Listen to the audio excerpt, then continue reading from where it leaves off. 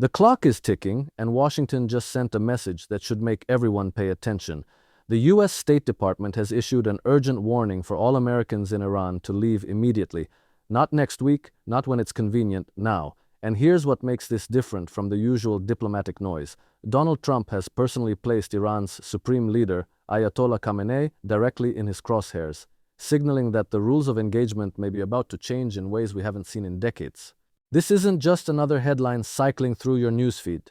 We're watching the potential unraveling of a geopolitical tripwire that could reshape Middle Eastern power dynamics, global oil markets, and America's entire strategic posture in the region. The question isn't whether tensions are rising. That's obvious. The real question is why now, and what moves are being made behind closed doors that we're not being told about. Because when evacuation orders start flying and former presidents start naming names, history tells us we're already several moves deep into a game most people don't even know is being played. What happens next could determine whether we're looking at calculated pressure or the prelude to something far more consequential. Let me start by putting something on the table that most mainstream coverage will conveniently sidestep. When powerful nations issue evacuation warnings, when former presidents who still command massive political influence start publicly targeting foreign leaders by name, and when the machinery of conflict begins to hum with that familiar rhythm, we're not dealing with spontaneous developments. We're dealing with orchestrated moves on a chessboard that's been set up long before any of us heard about it on the evening news. And the American people deserve to understand what's really at stake here, beyond the sanitized talking points and the carefully curated narratives that get fed to us through official channels. Donald Trump's recent statements targeting Ayatollah Khamenei aren't happening in a vacuum. They're part of a broader pattern that anyone paying attention to geopolitical currents over the past few years should recognize immediately. We've seen this playbook before. The demonization of a foreign leader, the ratcheting up of sanctions pressure, the cultivation of internal opposition movements, the steady drumbeat of media coverage emphasizing threat and instability. These are the preliminary stages of regime change operations that have played out across multiple theaters over the past several decades. Iraq, Libya, Syria, Venezuela. The template is remarkably consistent once you know what to look for, and Iran has been in the crosshairs of Western power structures for a very long time, going all the way back to the 1979 revolution that overthrew the Shah and kicked out Western oil interests that had been extracting Iranian resources for generations. Now here's where it gets interesting, and where we need to think beyond the surface level of what we're being told. Iran sits at one of the most strategically vital positions on the entire planet. It controls the Strait of Hormuz, through which roughly 20% of the world's oil supply passes every single day. Think about that for a moment. 1/5 of global oil flowing through a narrow waterway that Iran can theoretically close or disrupt at will. This isn't just about regional power dynamics or religious ideology or any of the other convenient explanations that get trotted out.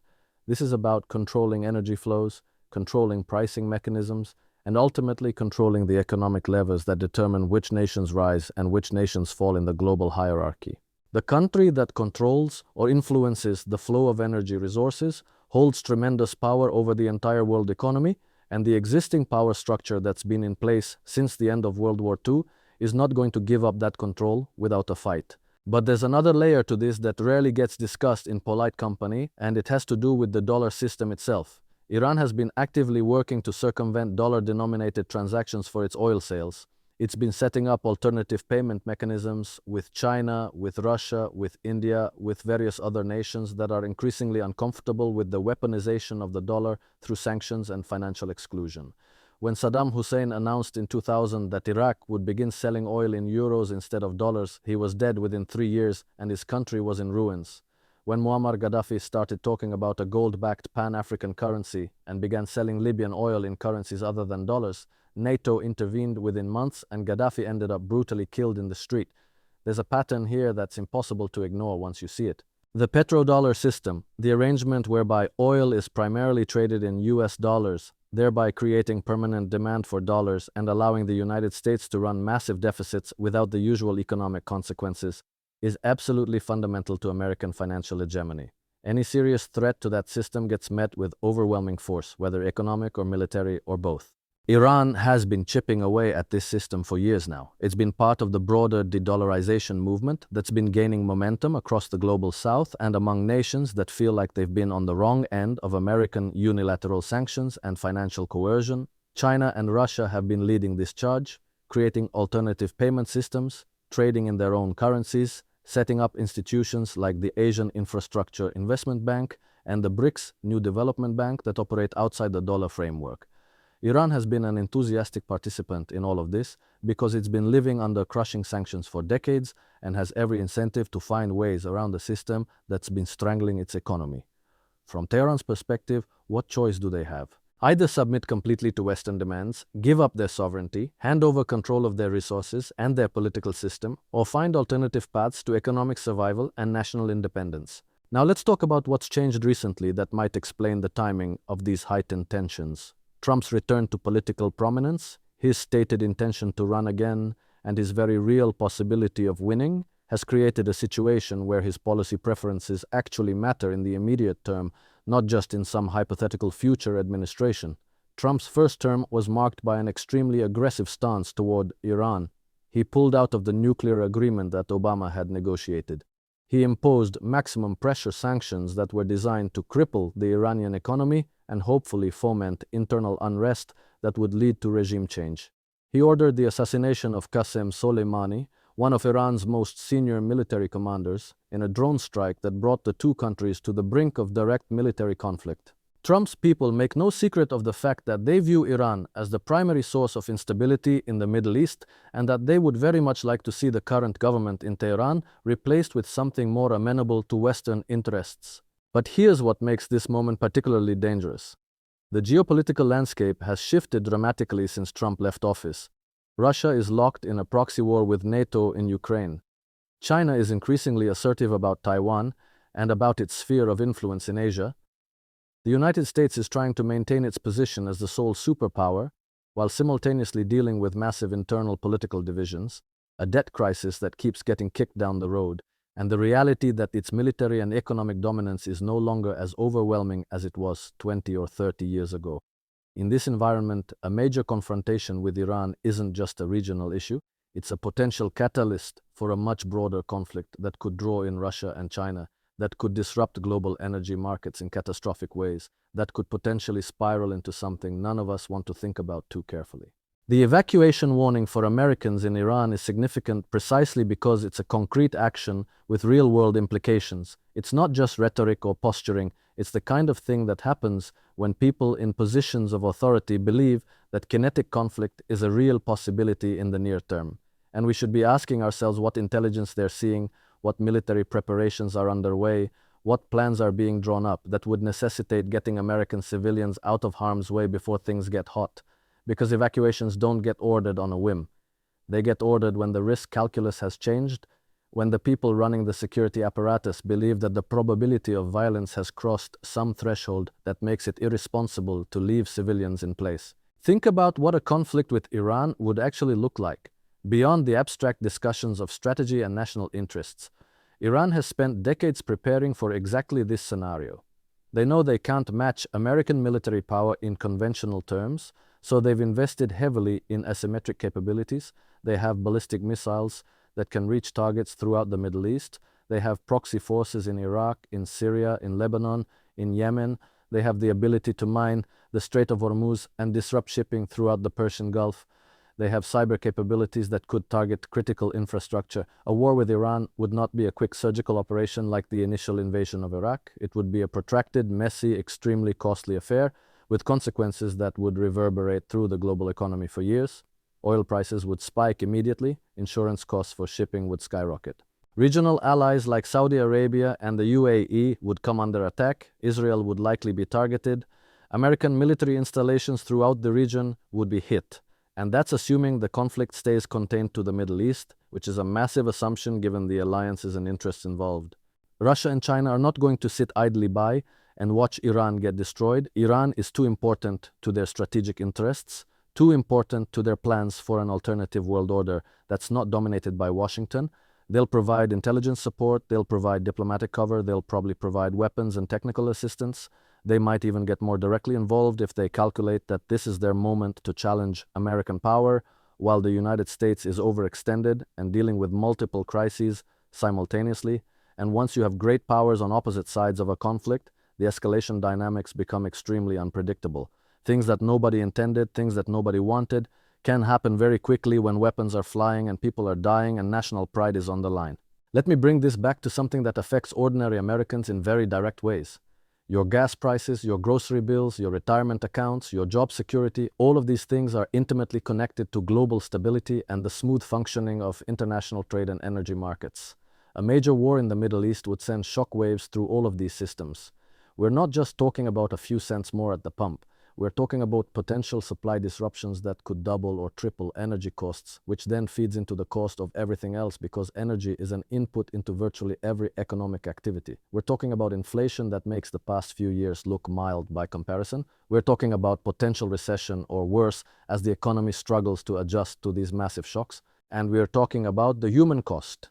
American service members who would be sent to fight and die, Iranian civilians who would be killed in the crossfire, regional populations that would be displaced and traumatized, and the long-term consequences of creating yet another generation of people who have every reason to hate the United States for what it did to their country. There's also the moral dimension that we can't ignore, even though it's often dismissed as naive or irrelevant in discussions of great power politics. Iran is a country of 85 million people. Most of them are young.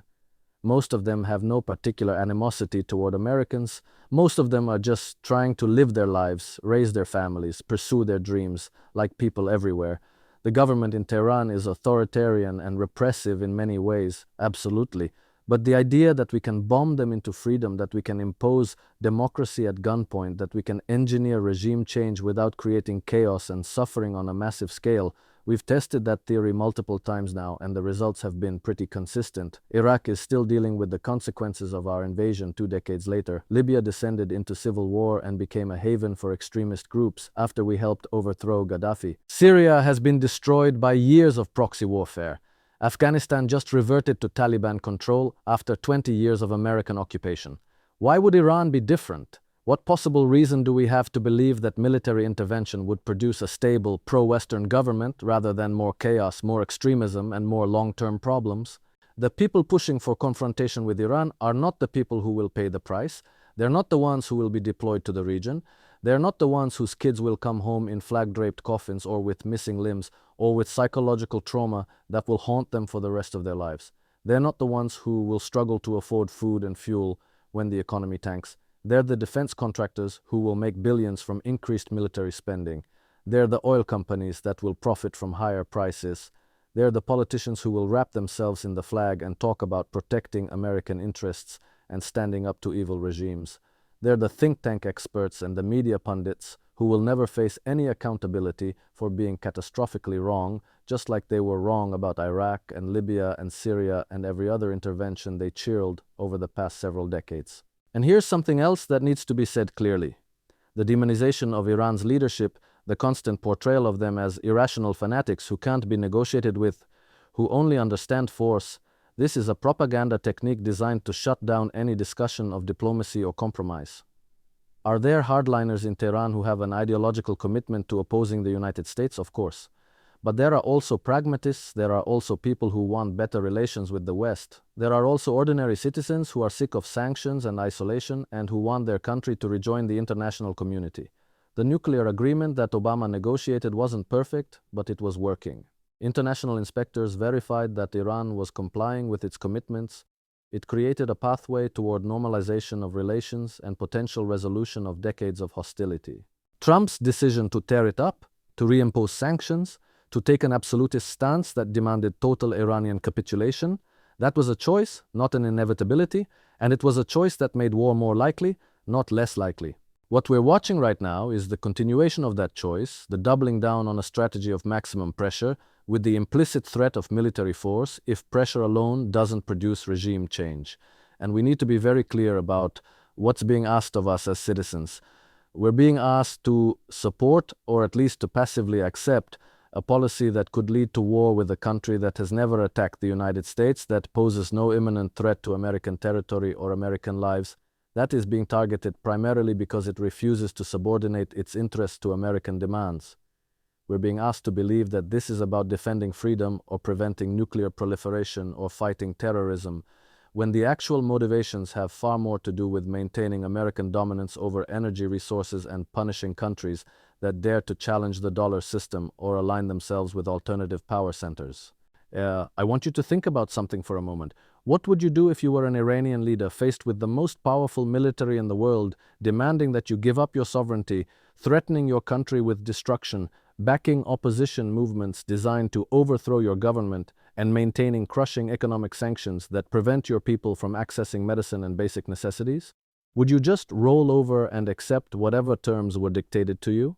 Or would you look for allies, build up your defenses, develop deterrent capabilities, and refuse to back down from what you see as foreign aggression? I'm not asking you to agree with everything Iran does. I'm asking you to put yourself in their position for just a moment and consider whether their behavior is really so inexplicable, whether it's really so different from how any proud nation would respond to being targeted for regime change. The path we're on right now leads to more conflict, more suffering, more instability, and quite possibly to a catastrophic war that serves nobody's interests except those who profit from chaos and destruction. There are alternatives. There are always alternatives. Diplomacy, dialogue, negotiation, compromise, these aren't signs of weakness, they're signs of wisdom and maturity. But they require us to give up the fantasy of total dominance, to accept that other countries have their own interests and their own right to exist, to acknowledge that we can't solve every problem with bombs and sanctions. And that's a very hard thing for a superpower to accept, especially one that's watching its relative power decline and feels like it needs to lash out to prove it's still in charge. So when you see these warnings about Americans needing to leave Iran, when you hear Trump and others talking tough about targeting Iranian leaders, when you watch the media coverage ramp up with all the familiar beats about threats and terrorism and weapons programs, I want you to step back and ask yourself what's really happening here.